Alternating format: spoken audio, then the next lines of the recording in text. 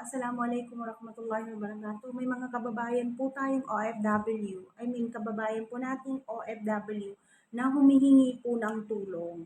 So, panoorin po natin ang kanyang mga hiling na sana po ay mapansin ng ating gobyerno at matulungan po ng OWA.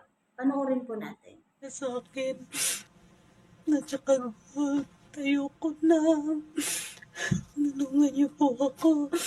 Hindi ko na kaya. Milk Human Power Agency, action na po kayo sa akin. Please, mag-change employer po ako. Tulungan niyo po ako. Ayoko na. Ayoko nang magtiis dito. Wala pang pahinga. Pagod pa kami sa trabaho. Wala po akong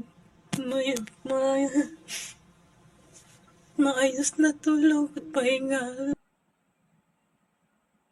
So, yan po siya kababayan. Humihingi po siya ng tulong. Sana po ay matulungan po ng ating OWA sa mga OFW yung tumutulong dyan. Sana po ay mapansinin nyo ang hiling ni ate para po maagapan ang kanyang hiling na matulungan po siya. Maraming salamat.